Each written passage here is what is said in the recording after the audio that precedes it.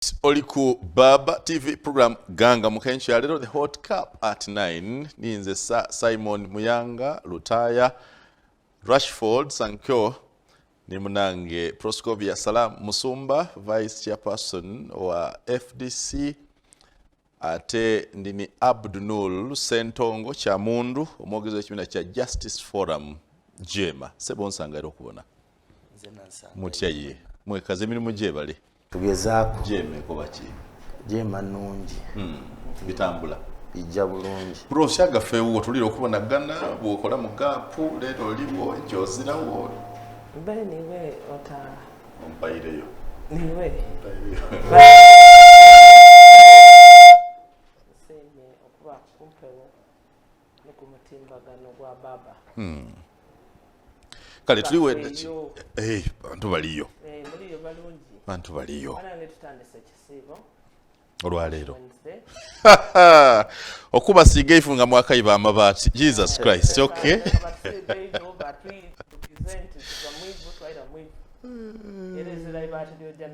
really season ene nakuwa 40 obaana gabaki 500 ana nga bagakwebulirira ana gaba gabayi as a thief has 40 days yes so amakumyana gano Jesus also had 40 days yes of temptation bendeza ekisibo kirungi erambala musana Salaamu amabaati 500 agayibwa mu office prime minister gaida wayimwe kamuli what's the impact gaida wayimwe kamuli meant for Karamoja but through kamuli agotinanga sose agotinanga sose bino bemuli kuwaya kubyana ewa ife batwikulire yo trailer ni trailer ede ebintu ebyokugabibwa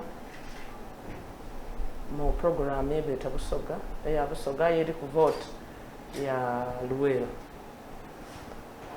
Salaamu oli kyayogere tena agaga sose ate ningiriro nekalirise kuba ndi manyi ate tutera doubtinga bigambo utadautinga era byogera nga ndi mukakafu tigano tinaga sose ewe batikuleyo tulera ni tulera yo trailer ni trailer ayire mbera ife ekali kutuka weyogererwa kunga nungi era tulwire nga tugemye ekikopo ekyobwavu mu Uganda ife nga kamuli ate ife nga busoga so mabaati ebitano mwatuseire mwayiba mangi ko ife tandikira mitwalo 5 tutyo obo bwali bukunkumusa bwa Lazaro as a past leader as a former legislator as a former legislator no as a former legislator yes, I want to correct that yes sir what's wrong with the leader picking iron sheets and giving to the public because the public demands so katusoke tulingirira ebitibwa byabayibi bano ebitibwa biba oli ni minister wa finance waba ni minister wa agriculture waba ni speaker waba ni deputy prime ministers the finalist yesterday speaker I'm told is not part the prime minister the list is here bachi but you said officially you have skipped Kamuli ni right first deputy prime minister tekukobere ntere ba deputy prime ministers babiri mulimu nakadama mulimu ni Rebecca mwaba muni bwino oli kutusiba ku busibe bantu basaka oyiganga bigambola bafuniye ku uge busoga yafuniye so yafuniye ki abandi yafuniye abayibe what so ekikulu kiri nti principle of responsibility amabaati bagategeka kujawa era akola ki era gafuluma gatya bino ebyokutwala amabaati ebitano sino ekikulu eno ekikulu kunze gavumenti eno etambula etya era abagitambuza can we trust their judgment kuba ekifutufuza abakulembeze nti abataka ni baba mundu olwo babashuwa ati Salaamu ngali our interests are safe are secure. Ideally, that's what they expect. That is what they expect. So chimalamu amani kuba bubati 15 that is nothing. We censured the late Chirunda Chiveibinda for 2,000 litres of fuel. Yes, I remember. Only 2,000. But the principle wasn't that he took it to use it or to sell it. Like it is today. Ntitiba agatwaire kuzimba mayumba gaibwe babakola ki? Ebyo abazimbi agaibwe. Aye, bagatwaire nga tibasaanire kugatwala. They are the custodians of public trust. True. Which they breached. Namtatulingera nabubi nga tuliva kuba ebigambo bino. But ideally, they are not good enough. This is the moral line many people are pursuing. If the person who wanted to take iron sheets to Karamoja took to Karamoja but gave to her family, that one is a thief. But if somebody got iron sheets and indeed delivered them to a community in Busoga, although not Karamoja, but a community in Busoga which has equal need like Karamoja, what's wrong with that? Nti ebya Busoga bye batoyire ni bagabira abeeruweero bimeka. Nga bya Busoga. Parliament ni yonka erina obuyinza obugabanya sente za Uganda, appropriation. Okugabanya bugayiga bwa Uganda. Parliament yonka nerina n'obuyinza obwo mu mateeka. Era bwe beebisa budget eberiiko bantu tusazeewo obungi bw'amabaati gano n'obwetaagi bwe Karamoja. This was not Parliament. It was the request of a minister. Parliament nerina obuyinza obwo bugayiga bwa Uganda. Parliament did not. Parliament yabisa sente. Esente edijja ogula ebipanga bya Northern Uganda obidukira. Ebyamegukanga. Yes, ebyegodanga. Substandard. Slashers which break at one. I remember. It's the same office ya Prime Minister. Eri kugaba amabaati. Aga Karamoja. Nega wa abandi. That is why Karamoja is crying. Karamoja ebyaibwe babaibye ku gold, babaibye ku marble. Obugayiga bwaibwe babaibye ku cement. Abakaramoja. Baida ku street kuno. Ayenge ebyaibwe bali bigabana. Why? Because the principle of trust. Abantu betwagemye obuyinza okulabirira n'okutegeka ebyobugayiga bya Karamoja ebya Uganda bali byeyiriza bali birya. I hope along the way, notification is made that one of your FDC MPs got iron sheets because the list keeps growing. Nebwanabanga FDC, a thief is a thief. Hey. Full stop. So you have confirmed these are thieves? They are. No, they simply diverted something. Actually, they are robbers. Highway robbers. They are highway robbers. Because if you kutegeka ebintu bija Karamoja, you divert them. Nze ndi wana magunga ekigambo ky'endogera nkidi kyekitegeeza they are highway robbers who waylaid a procedure and took advantage of it. What else are they? Iwe bwaimu abala mujiba mwetadi oyo omalaika beti malaika bantu bahuisya bakali kusuka muno maito muibite taba munene wamani omuibi ogasani oyo bano bakozeisa emundu yaibwe peni omundu yaibwe peni emundu yaibwe bitibwa emundu yaibwe kumana byama nze Salaamu nandimanirega ngulitiki tutu uye nako bati tikafira muzenka mulete kwa abandi akoza mwana wole atijirutu alikula ati betizenka tuli banji list erikula deke emere ebirevu emere n'amatu abana Uganda bamane. Really, this is not right. Surely our colleagues, those ones they can afford 500. Yes, they can afford. Why? If the Minister of Finance, who is in charge of the national budget, also. But I also have evidence that in a district in Bunyoro, I know amabaati wegasereke numba ya mama waba mukubali mu office in Bunyoro. Let me tell you the criminality. The moral her mother's house with these iron sheets. The moral criminality of this is the nichino. Unti ni momo funa sente. Enji mwe yongeza muliro naku mwabisaawo buli kimwende kyaimwe, but even then you can still kiri oti kwiba mipiira gyaki gya motoka ya Red Cross nga niwe mukulu wa department waiba n'omupiira oguli used. There are no relief items of this sort here. If you are too petty, if you are too low to steal do you agree with the Salam that these are thieves? Would you call them so? They are not thieves, they are robbers. Abalaba Baba TV njagala okubalamusaako Mukama Katonda w'ekitiibwa saasira abafunye obuzibu obw'enjawulo ate ne tusanyukira abafunye obuwanguzi. Njagala okuyambisa omukisa guno okukulisaayo mikwano gyange Sewanyana Alan ne Segirinnya mu nkomyo. Mukama yeebale okubavunuusa obuzibu obwo. Ebigenda mu maaso mu ofiisi ya Prime Minister, ndi mwogezi wa Jema Sebo. Mu kigambo Jema mulimu ennyukuta ya ma, morality and leadership.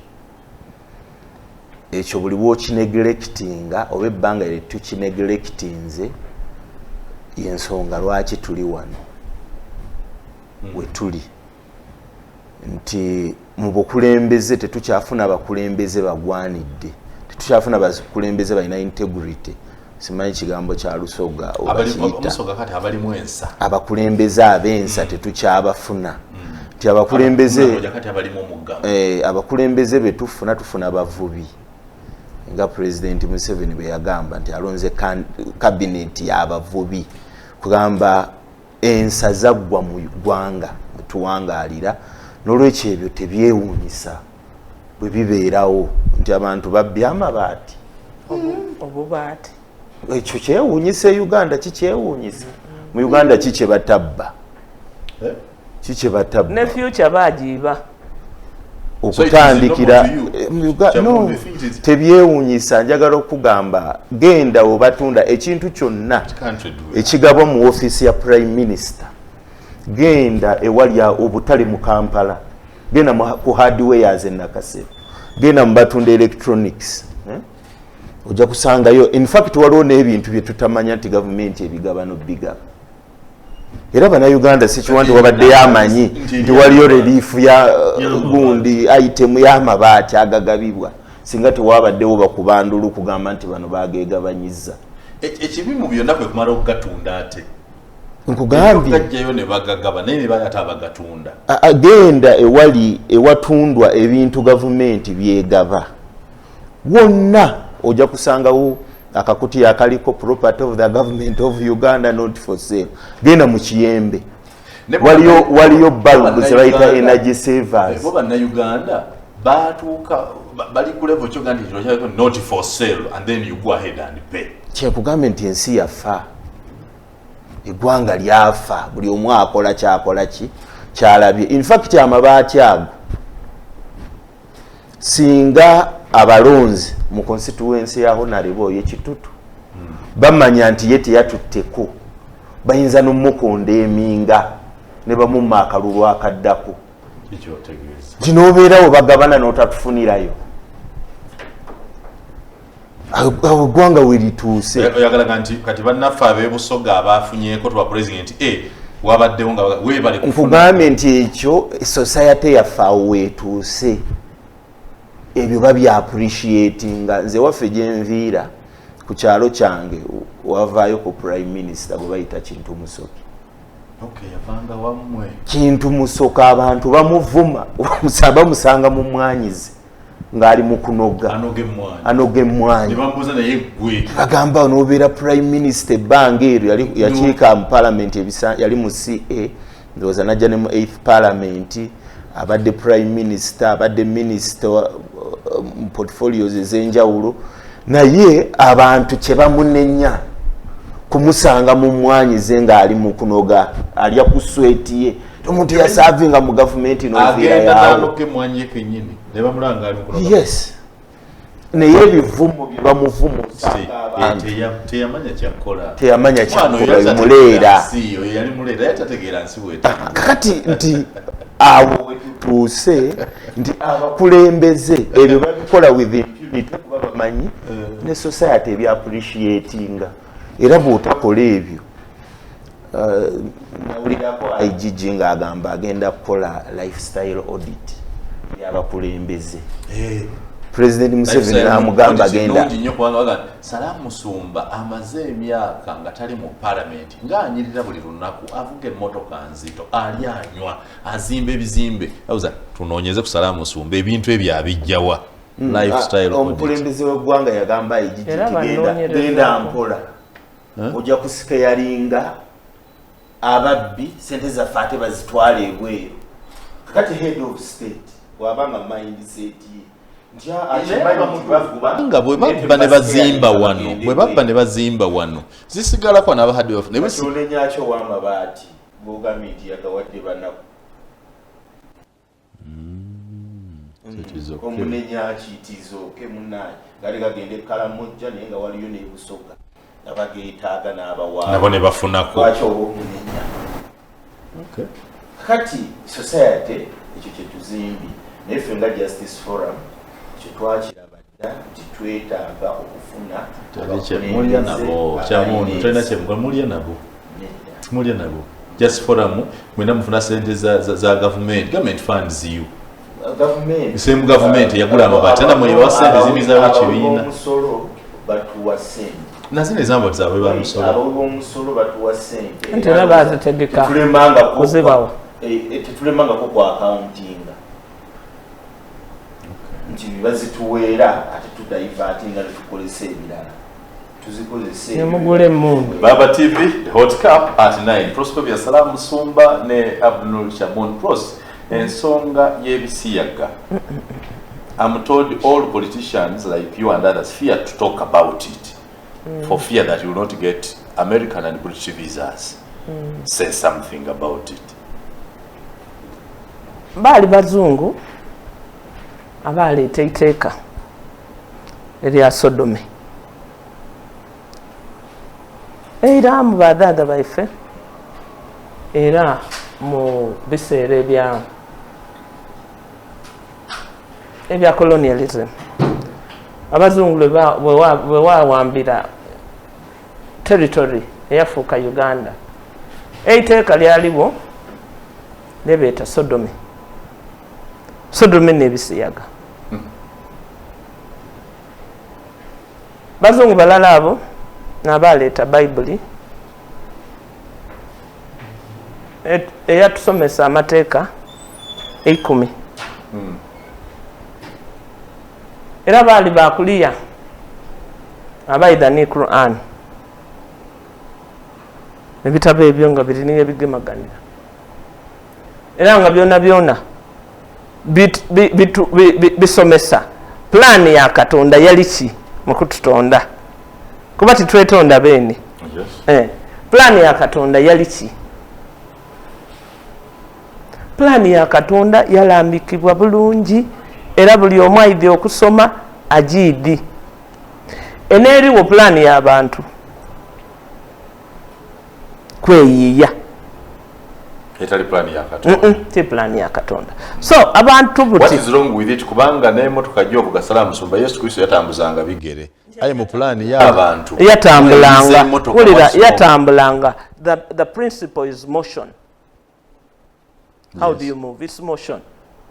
Are you moving? Boja n'emmotoka omala wagibeda wagita mnumba wasula naye. So you lose the principle. It is motion to make you reach where you're going quicker. Embalasi byatutambuzaako ebigadigadi byatutambuzaako. Now it's the car, it is the plane, it is kizungirizi. Okay?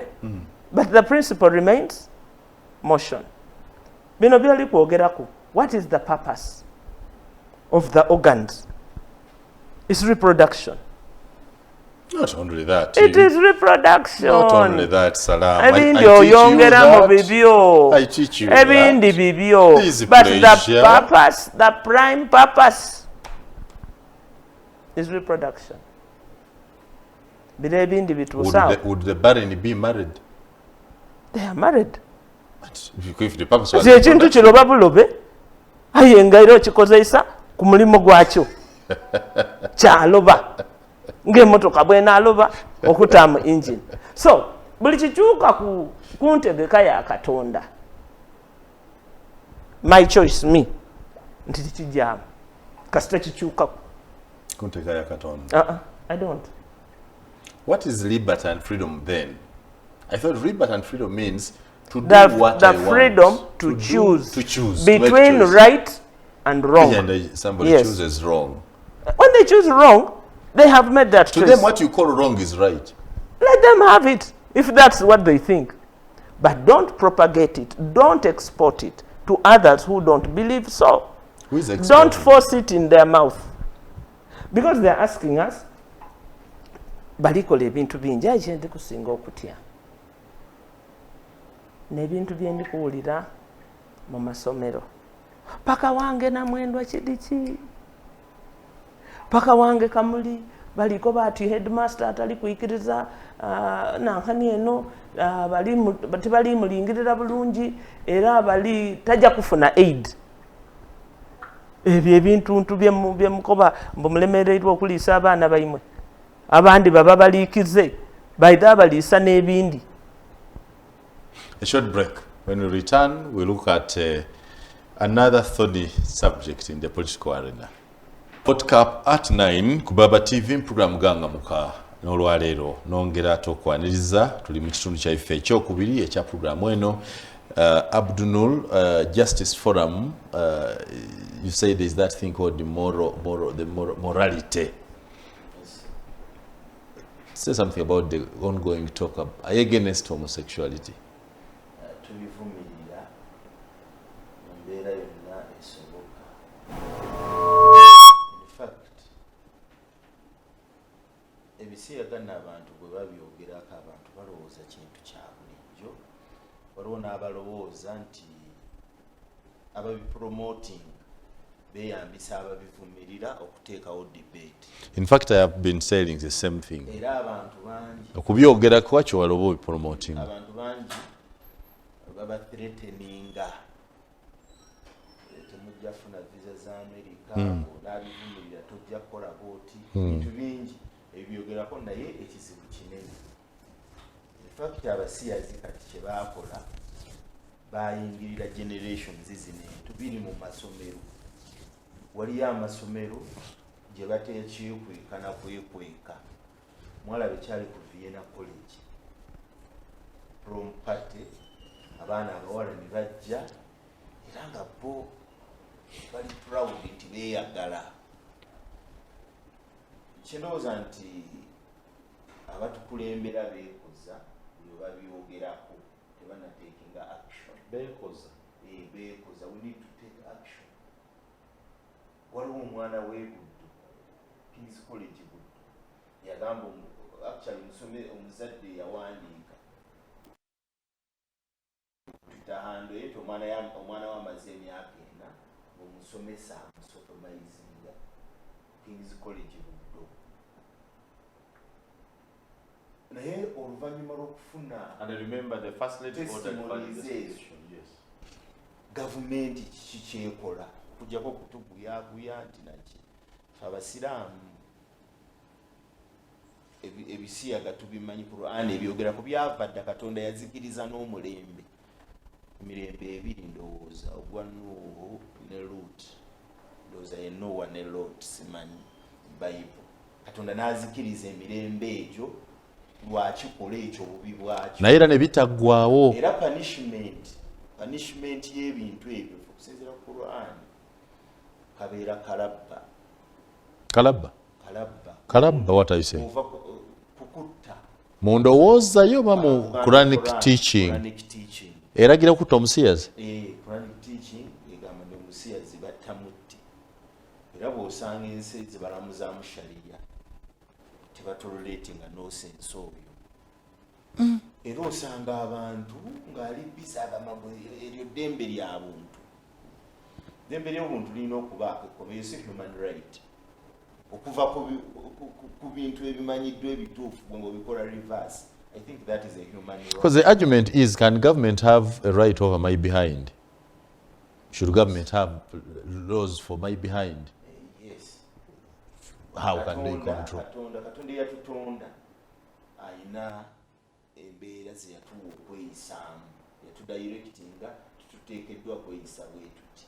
So then Chamundu, if the religious leaders come out now okwogera kati nti bisaasanye nnyo mu ssomero biri mu makanisa birina wano, so kitegeeza nti bo bennyini babadde bakola mu kitegeeza nti omulimu gw'okubuulira enjiri eyammwe ey'abasiraamu n'eyaffe ekikristaayo tetugukoze, because how then has the vice spread to these levels? Ono akubye ati nena mwendo abiriyo, how did it get there?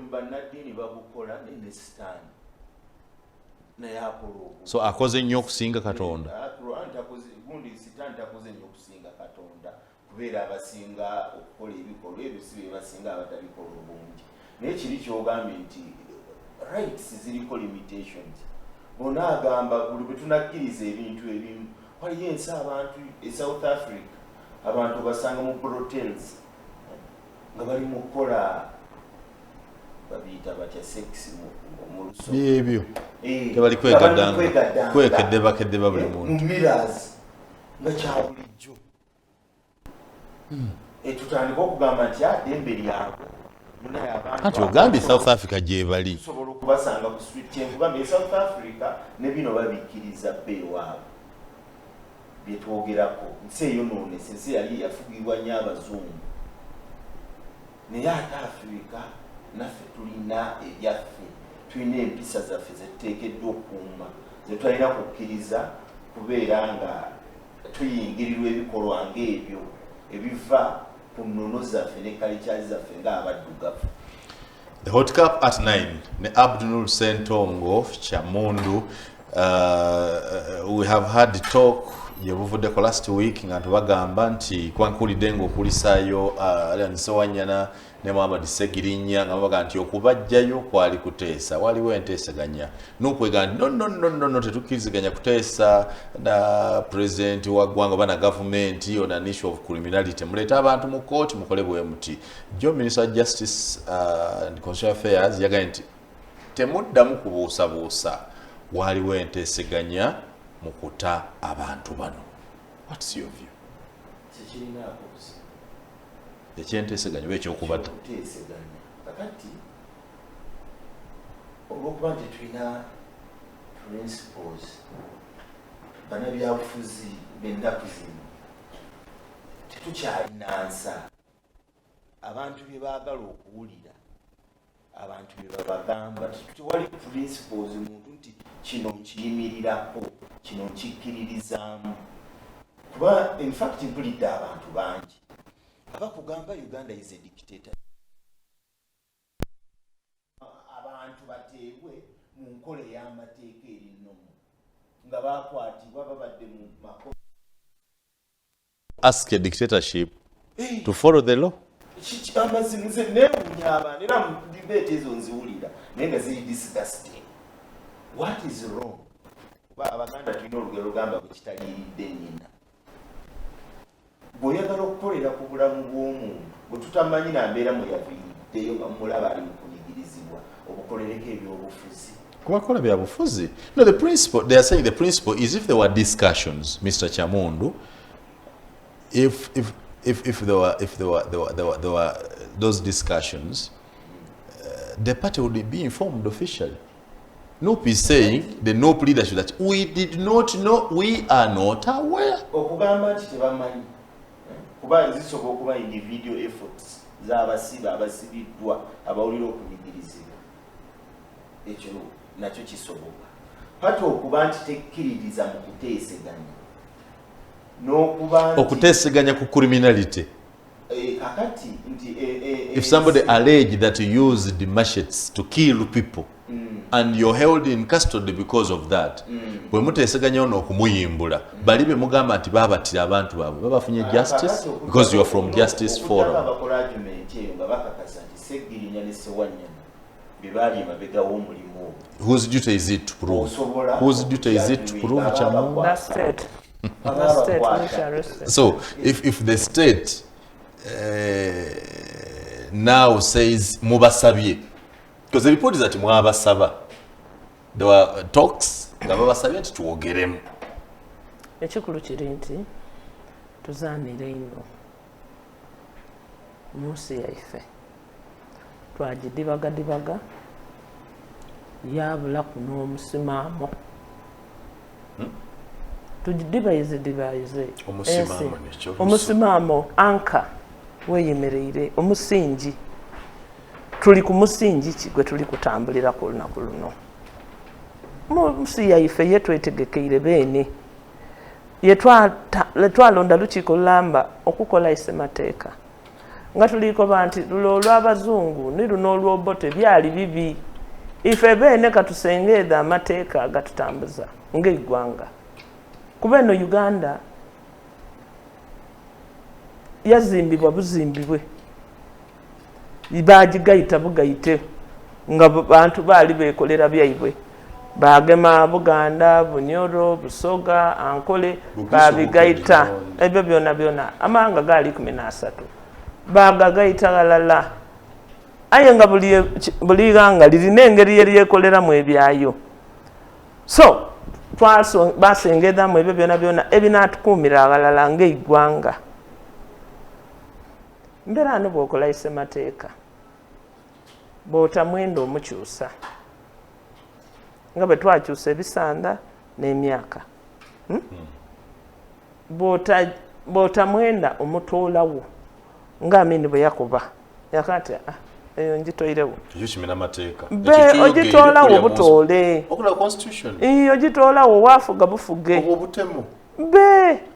tebutemo woina abantu besengeka bamanya ati nerwane ku wano wazira mateeka era nebisa webisa bundi kuba oibi nga wazira ki mateeka ngaiteeka liri kwemerera ku muntu atya anti tuyinza akuba bannayuganda nti tukole isemateeka bwe tunaatambulirako kairi imwe beene ni mumumena muba muyeekeire eggwanga.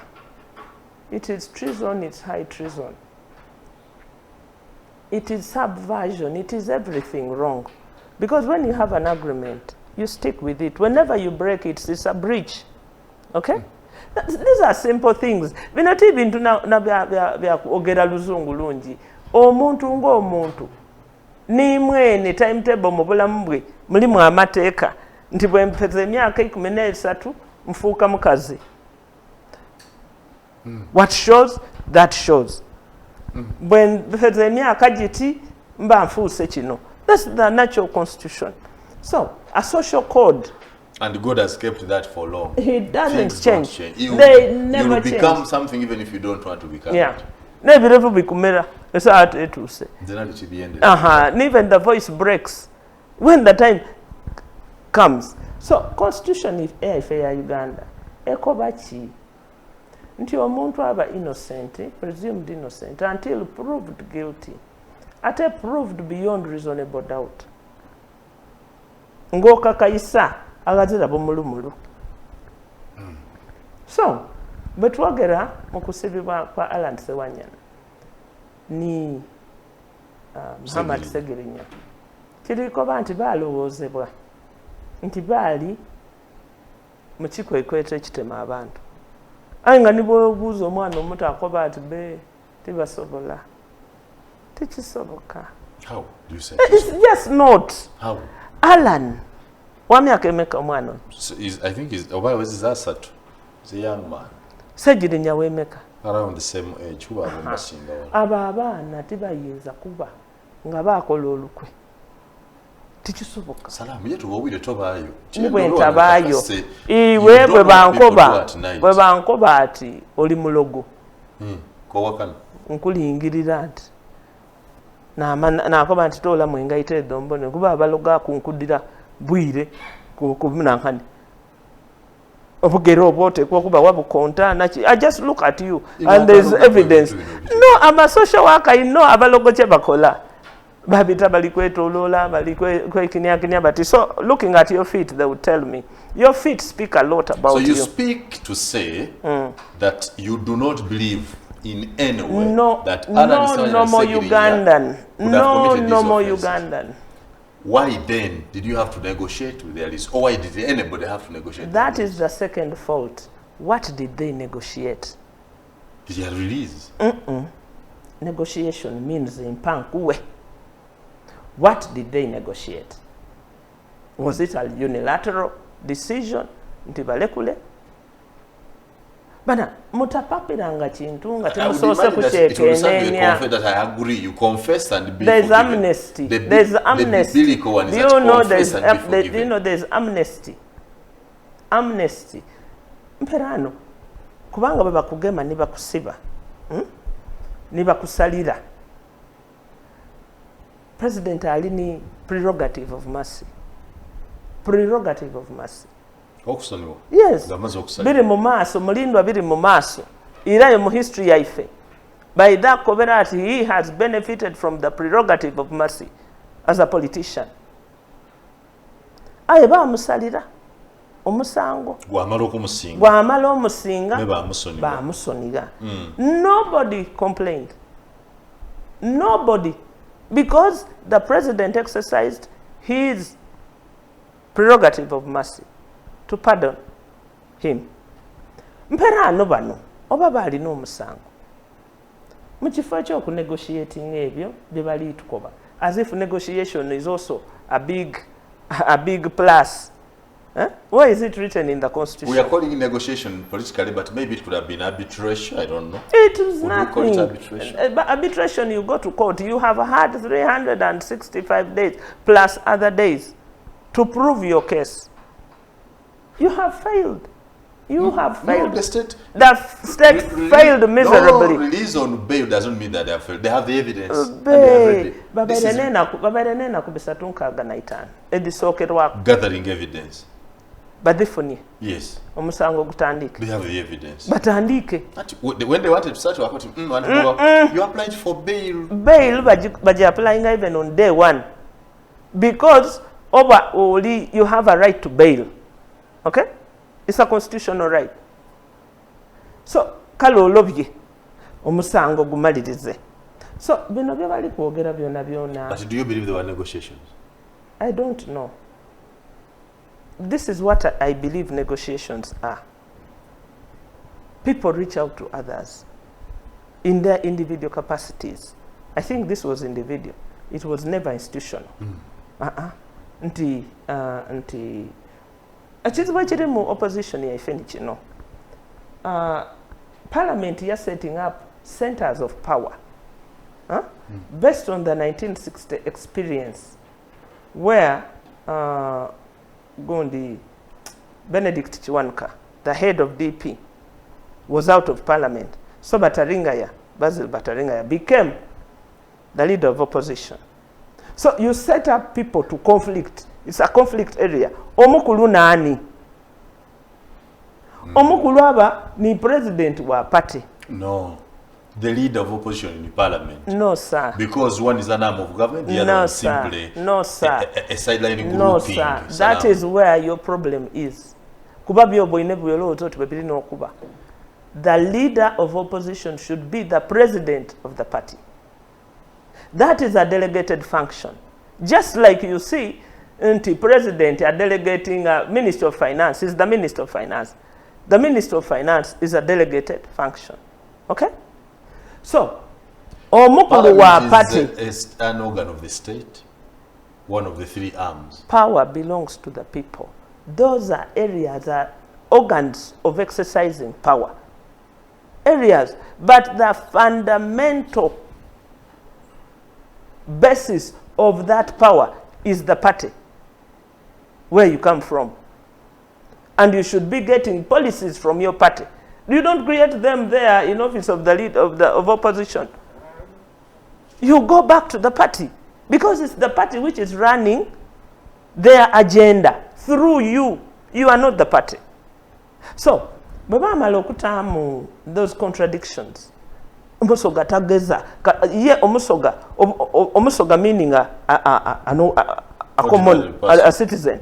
Omusoga ye abona obuyinza abubonera motoka. Era lwolibona Honorable Mpuga ngatambuliza bigere taliba lope natambula ati kantambule ku Parliament Avenue oyo taba lope nga azira bano ba commando ebyo. Listen, the power you exercise is delegated. obuyinza tibuli mu motoka timuli basirikale bakugemeire handbag timuli buki buli in your capacity to organize society nga bakuwaire obuyinza obwo at organize society anti wakobyoide so bino it is a setup. What is the setup? That thing they are calling negotiation is a setup. But the beneficiaries of it have not denied. Listen. That they were negotiations. Are they the ones who negotiated? Of course, it was done with their consent. Salam. When I went to prison, when I went to prison, yes, and you are working out to get me out of prison, yes, did I not agree? I said, Munambe. Yes. You even asked me, we did. What can we do? And what I said, can we do? This. You went and we did. Outside, and but so. we did not at all do anything out of due process. Yes, because I had already been convicted. You had already been convicted, yes, and so you were coming out. Yes, you are sentenced, and we agreed to pay the money. You are sentenced not because you had killed somebody, but because you had failed to pay money on account of having participated in an election. You are paying the price for us because you are our candidate as FDC.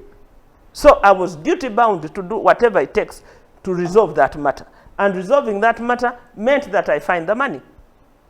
So I passed a basket and I got you out. Tiabita kuwandi, tiabita mukamoli, nabita mungira ntufu. Tuliko batuti bano babisega. So if the LOP, the leader of opposition in parliament, takes initiative to save members of parliament who are, some are part of his executive, would it have any trouble? It wouldn't. But he does not negotiate for the party. The party is in Karamoja, and there must be a minute. The hot cup at 9, Proscovia, Salaamu Musumba. Kale katumule mukatono tukomewo n'ekitundu kyaffe ekisembayo. Aba television program ganga muka the hot cup at 9 abageni bange olwaleero nina Proscovia Salaamu Musumba nembera ne Sentongo Abnul Chamundu kanjagala tumalirize n'obu babuyita bukuusa obuli mu opposition oli mu kibiina kya opposition ensi eraba obukuusa mu bintu byemukola ne mu nkaayana olunaku lw'eggulo omukulu Nobert Mao yagaye nti ateekateeka okuleeta olukalala lw'abakyamundu bonna aboogera emisana naye ng'ekiro mufuna ensimbi ewa Museveni olukalala olwo bwe lunajja ensi ogenda gigamba ki kirungi aluleete kinakugambye ogumye yes abakulembeze be tulina ekintu kye bayita integrity mu ggwanga lino kyakuba mu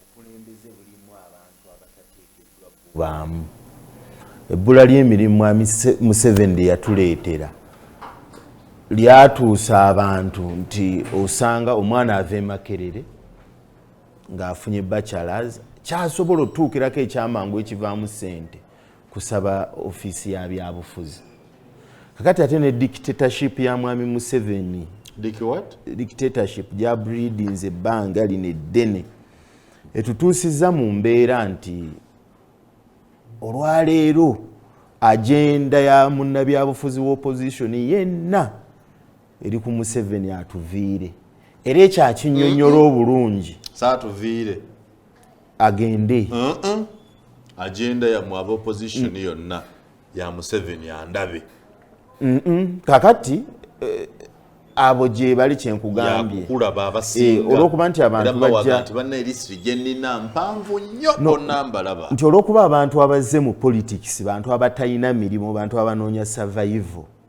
bwe batuuka ku ekyo tobanenya nze nakugambye nti eggwanga lino lyafa abakulembeze abensa abakulembeze abajja nga bazze kusaavinga ggwanga abo tusigazzaamu batono yensonga lwaki tutuuse wano we tuli nti abantu tebakyalinamu nsa abantu banoonya nsimbi abantu bonna basurvivor in fact abantu bangi nze waliwo omukulembeze gwe sijja kugamba nja mugamba nga tuvudde ku mpewo yambuulirako lumu nti baali bamuwa obwa minisita n'abugaana naye ebibaddewo ati webakuwa n'obugaana yangamba baali bamuwana yangamba baali tewali kye baamuwa naye ate okusinziira eneeyisaayo ebiseera bino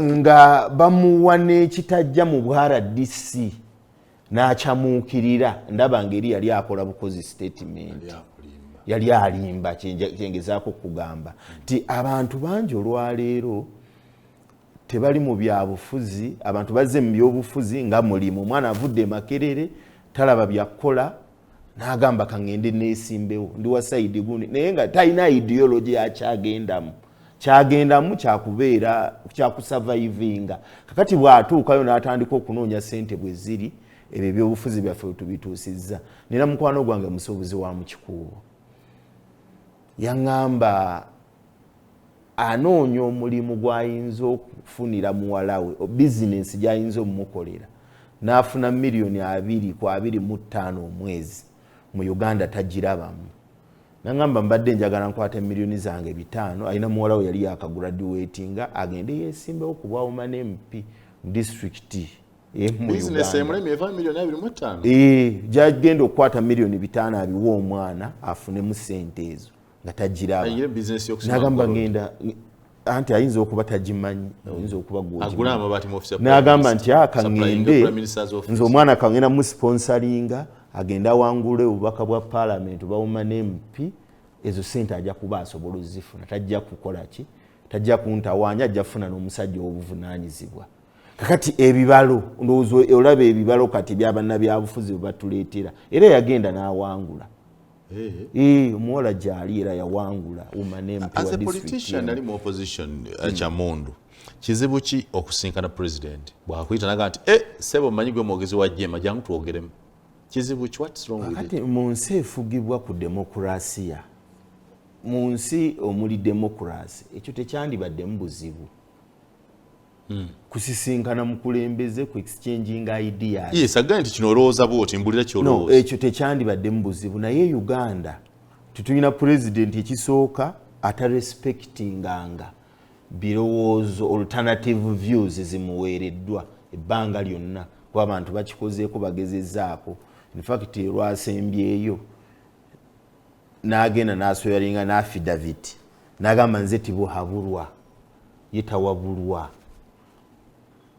kakati abantu olwaliro beebuuza nti okugendayo kipya ki kyogenda omugamba kyatawulidde atawabulwa ebintu byonna bimugambiddwa era abantu bwe bakulengera naye kati bafunamu ekirowoozo okujjako okukola records kisigale ku record nti kino twakimugamba so bwakuyita njagala ontunuulire bwakuyita kati n'ofuna essimu state house nti president yakuyita gwe Kyamundu bwe mba mmanyi ensonga bwe ntegeera ensonga njiweeyinga bwe baŋŋamba bugambi nti akuyite watali nsonga tayinza kuyita watali nsonga anti okujjako ng'ekuyise mugeraageranye enzirukanya y'eggwanga ensonga zo n'ezize kakati bw'ayita nze sigenda olw'ensonga nze ndi mwogezi wa institution bwayengeginga institution gyenjogerera n'atuwa n'agenda tusobola okukirowoozaako naye bwayita nze ng'omuntu era tuba ndowooza tugenze kutula ddiiru kyabampitira osobola kuyita ogenda sigenda look at me again bwakuyita ogenda sigenda the hot cup at 9 ku Baba TV ne Proscovia Salaamu Musumba Salaamu amaloboozi go bunanfuuso buli mu bibiina mu opposition bungi era wiiki eno mumbaire ku radio olalangira olwo yakuba gwe tojjayo gwe tobeera nabo gwe tolya gwe tebakuyamba tebakola bwe bati biki naye ng'ayogera wa opposition ne gwasindikira wa opposition obukuusa bannayuganda babalamu obukuusa muganye okuba n'abamba mutala nti Salaamu oyo aboneka obwire ajja yaba nabo aboneka obwire akola bindi ati kitubuuza timujja musana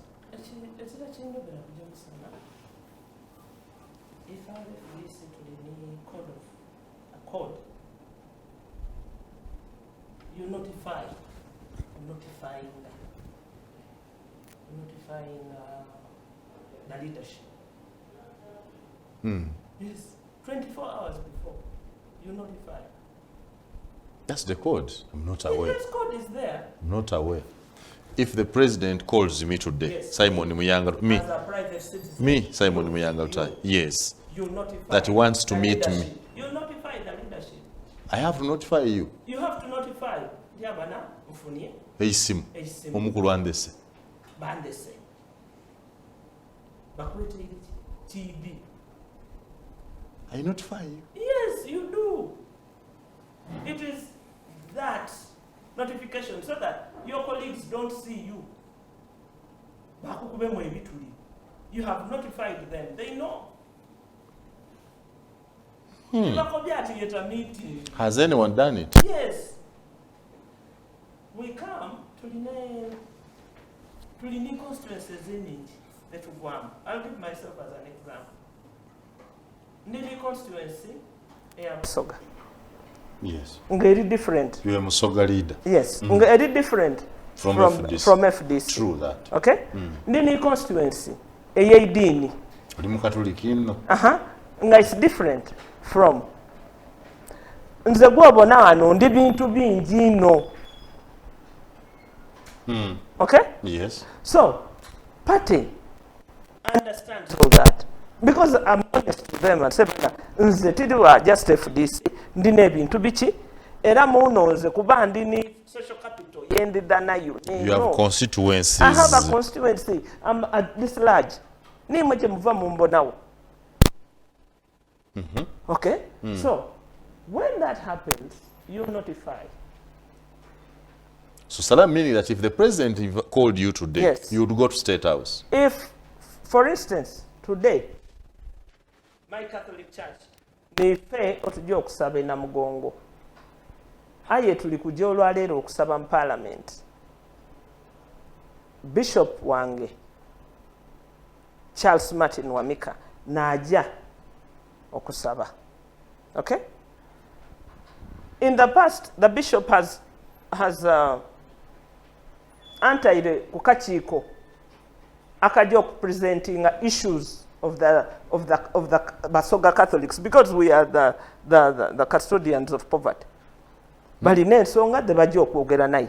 Yakoba Salamu. Salamu mu Luzungu oyogera ebigambo bikaawe. You cannot say that on a region. You said mu Luzungu kibokooti, we the Basoga, we are the custodians of poverty. Kubanga nife abakuumye ekiterekero ly'obwavu. Did you mean that? Era nife abagemye ekikopo kyayo kiti. Ekitutuusiisa awo kye wandimbuuziza. Ife twali bagayga era tukali bagayga mu mwoyo. That is satirical. Meaning what?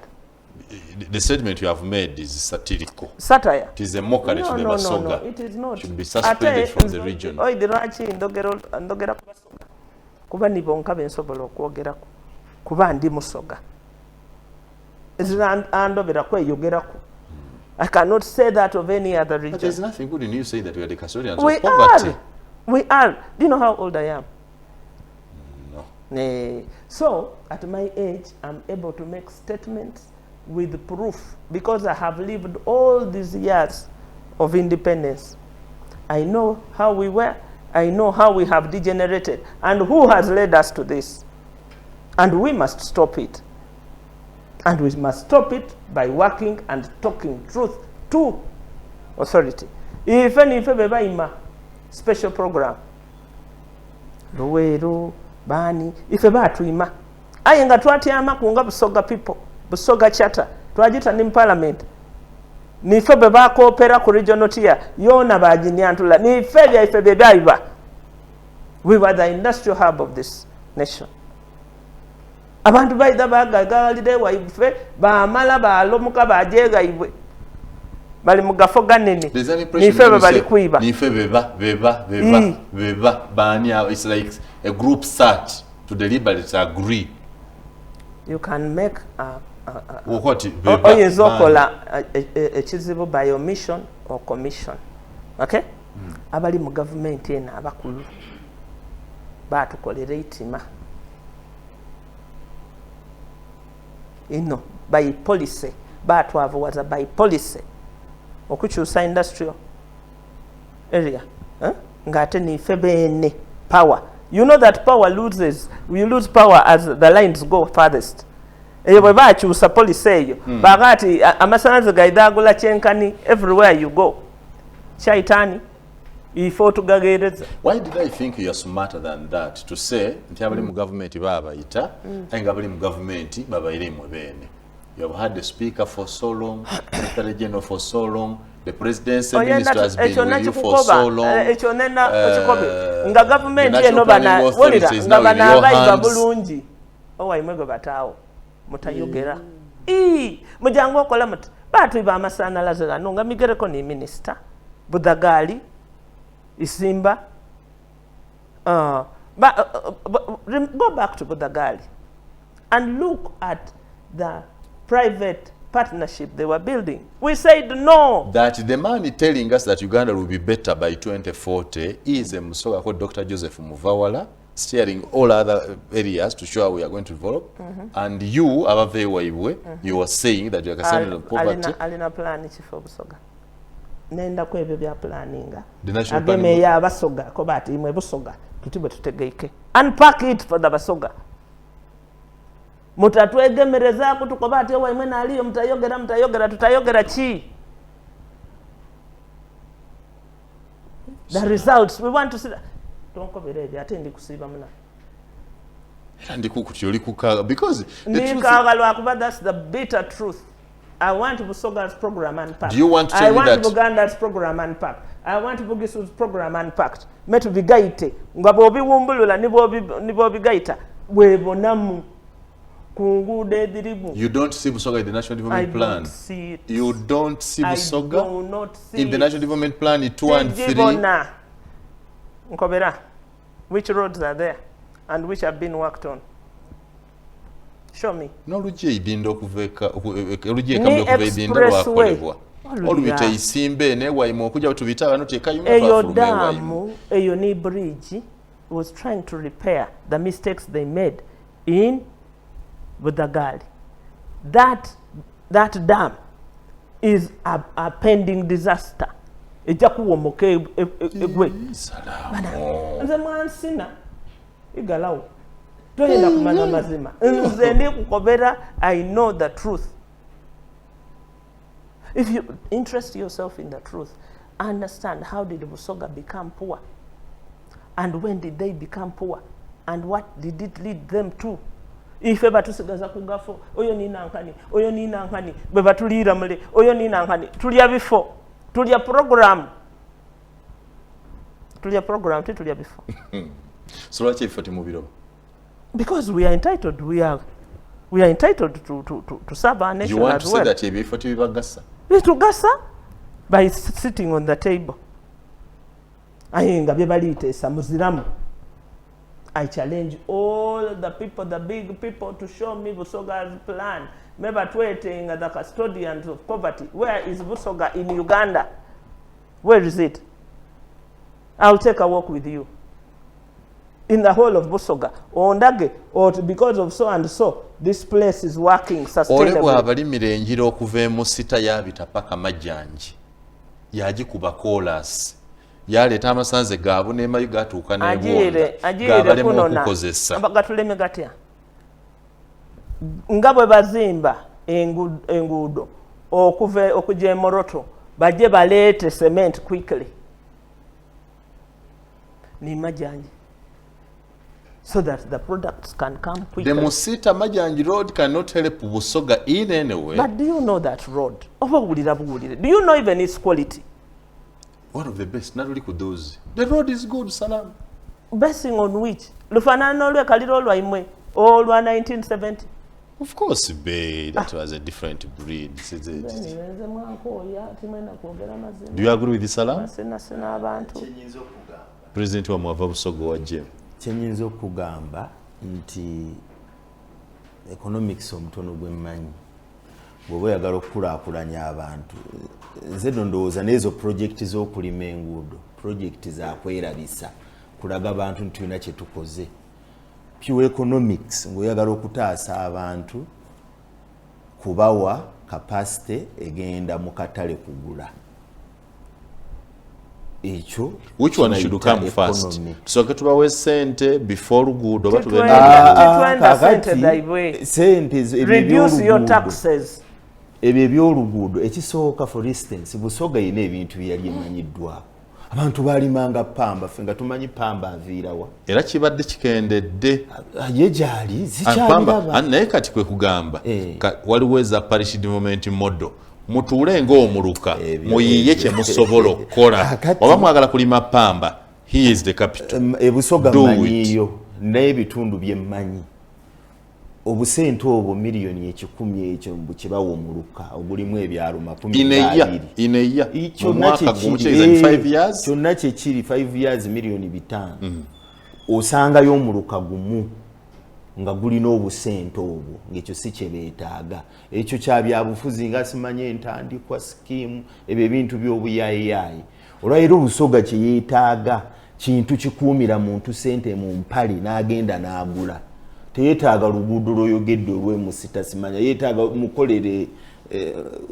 maramu omulungi naye ng'asobola okubaako nekyatunda mu katale n'afuna sente olwaleero Mayiga obadde omulaba ng'atambula Uganda yonna egenze ng'agamba kuzza Buganda ku ntikko kitegeeza yavaako tekyakola ki tekyaliko ng'agenda apromoting emmwanyi ekigendererwa ki ti abantu balime emmwanyi bafune akasente basobole okugenda obuvunaanyizibwa obwo bwe bawadde Salaamu Musumba agende ku muluka gwe Namwendwa atule n'abali ku kyalo batuuze banna abamumanyi abaga nti banne ndaba nga bwe tulima emicungwa gye tutambuza obuvunaanyizibwa amagezi gaago Salaamu wa Namwendwa kati obukulembeze bwa mugaso ki bw'oba ogenda kutuma from the parish oidi mwakulira mu bifu timu idinsi bwe bagitambuza so imwe buli kibaawo nze yasoma development policy ndakukobera nti PDM parish development model ti ekaali kutuuka tukaali kutuukawo because development happens in stages. Yes. Ife tukaali ku rudimentary level, we haven't made any move. Tukaali even food security is a problem. Ewa mwa abantu bali ebibwa ebisatu. Kwa afuka kwedalabya. Bibu bibiri bimala. Tupanga wawo sawa mwenda wali ekyomusana n'ekyeigulo mulundi gutya malala. So before you sort out food, before you sort what I say tupanga wawo. Titwetereza twamana economy where to be sa wakoboti tebisobole, so let me catch the time. Salam, why don't you give time to your parish of Namwendwa to become a model using the parish development model? Ben Sasula bakolechi. Government. No. Abesimba bo abali awo bakobera abantu. Sente.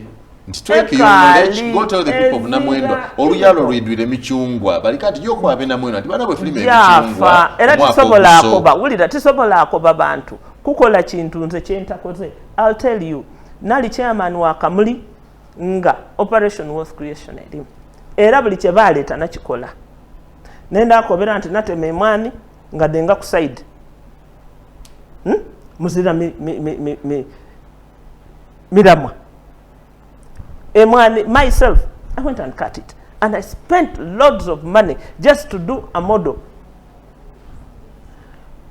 Mangada yawuna encho yakala yena out of its own aliko expiry date bwamala emyaka 10 genetic material ebe efire.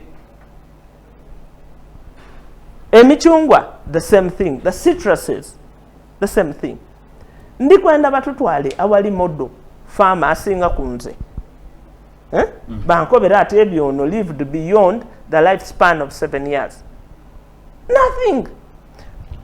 The research erimu genetic material yebalikuwa yona is a problem. Muli kumalaga wabantu seedlings ayenga their DNA is not clear. So bigogo byetwata mu byona bifu. The hot cup at 9. Prostovia Salaamu. Salaamu. Chichi ensebuuza. Ekiganyi FDC nga ekibiina ekirabika nga kyekisinga okuzitwala mu by'obufuzi okukkaanya ne bannammwe in a simple area like Serere nga yali secretary general w'ekibiina kyammwe ali Saalaso ne yali party president w'ekibiina kyammwe Mugisha Muntu basaba akafo obufo bwe kati akesserere Nuupu negamba nti ffe tujja kukwata kwa Ali Saalaso because he's a senior leader tujja kuwagira n'ebibiina byalina ne bikkiriza naye mwaba bandi baddaga nti oyo waffe wadde yatuva naye yatusalamu niboleka FDC leero your contribution can never be forgotten. I remember when you carried the sack of coins to kind of register this party. Would it be good if you left to the day? Party turns against you like that as if you have never been useful. I'll tell you that in this contest, Ali Saalaso is the best in this contest. If we were looking... He's the best candidate. It's the best candidate. That is unrevocable. She is. Give it to her. She is. Abantu basaba batya. The biggest problem is that we have big egos. Ate ife twaba n'ekizibu nti ono yali secretary general waife eyagolola n'ajja n'akoba ati bana ezira kyemponye ng'FDC umponye gubino ogwa muzimba n'aba mu parliament emirundi emeka nguwonye kyemba nkobera abana bufuzi nti bana n'okuyomba kuli ku code of conduct muyombanga bulungi ati wova toyombye otero okudda nikobera okuyomba kuli ku code of conduct n'okuyomba kuli ku code of conduct until there's still a code of conduct you must restrain.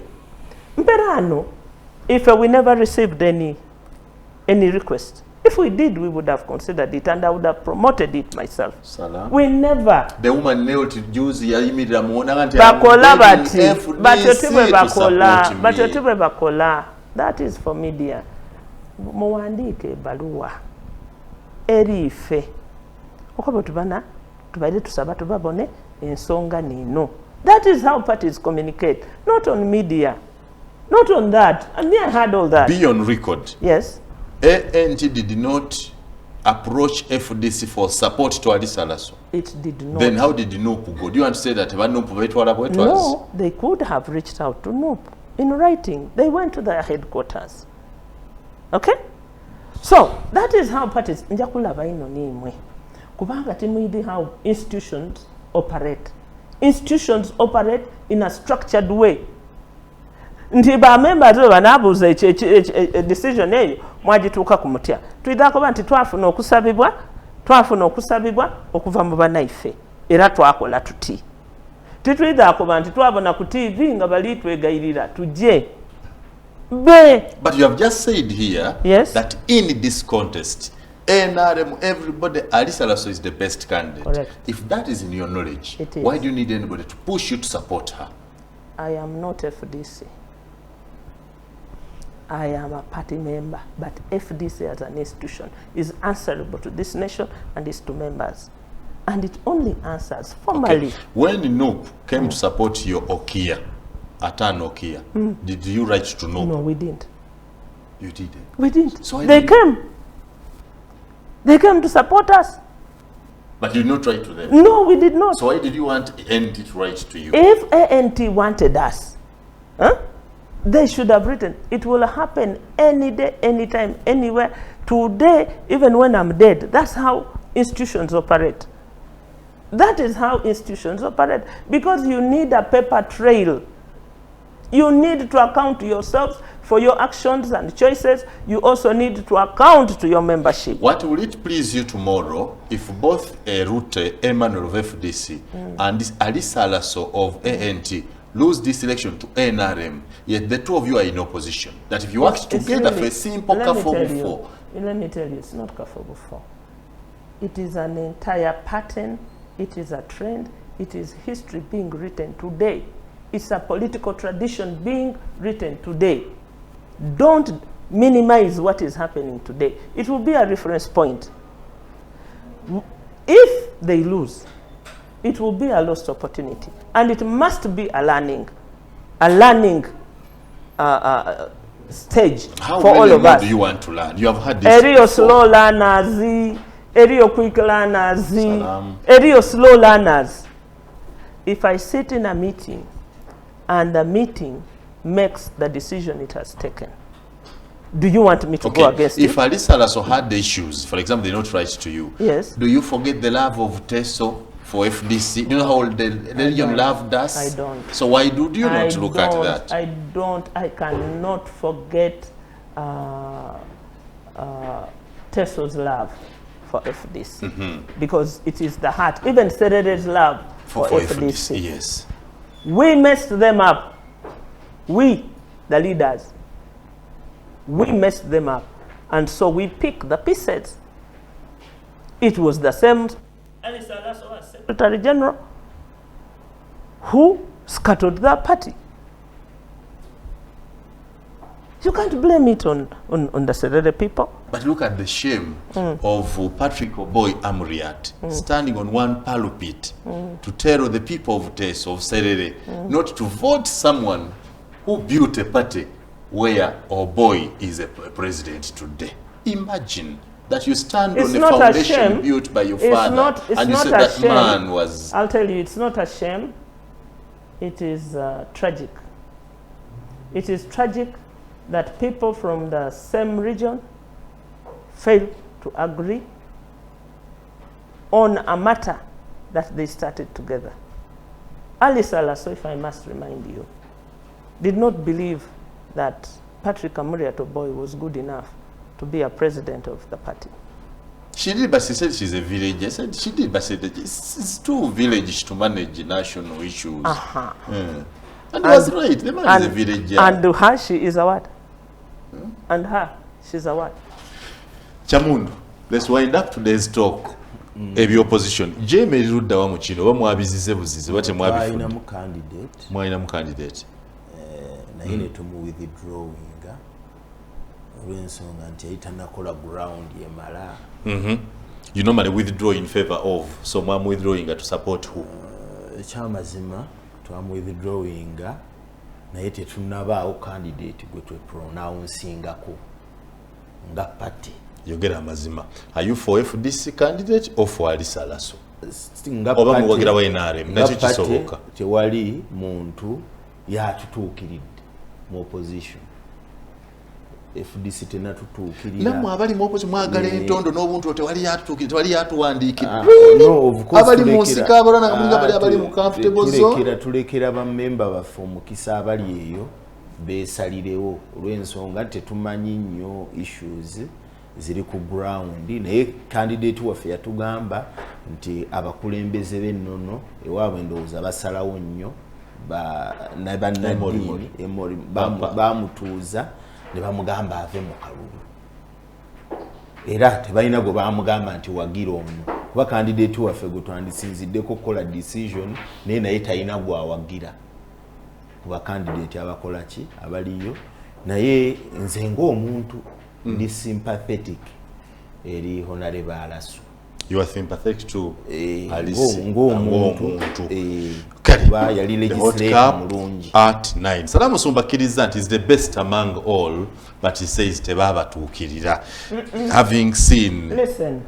You'd have been the one to reach out to Noob and say, but if we have a better person... Let me tell you something. Parties are having difficulties. And this is part of the learning curve. Even if that approach had come midway, we would have considered it. Let us be focused on the goal we want so that people know that at any time you can achieve what you want. We could have, but imagine we were dealing with people we already knew, Honorable Muntu, we were dealing with Ginger East, Muliro, we were dealing with Alice Alaso. All of us known to each other. If we can't make peace to people who know each other, how can we make peace for the country? It's a challenge for us too. And therefore, we are going to have a discussion, a candid discussion about the future of the country we want to lead. How do we lead it? You still have desire to lead the country? Of course, with I all do. these ragged pieces of your political disorganization, you want to lead the country? We will lead this country, and When we the are already. Saturday issue has failed, We are already leading intellectually because we have the better plan. Leave these rattles. Ayo ojja kumugotya ido nga alisa alasaba ku byakalwaize mu parliament. Ojja kumugotya era bw'oli mwagala oli mukoba ki? Ndakumukobera byenkukubigano. Osobola kubimukoba. Ndabimukoba. Nga jaba ku bakalulu. Era ninze ndo mu congratulating nga atukubya akalulu mukobe nti muna I always knew you were the best. Even the people who are contesting there know that they are not good enough.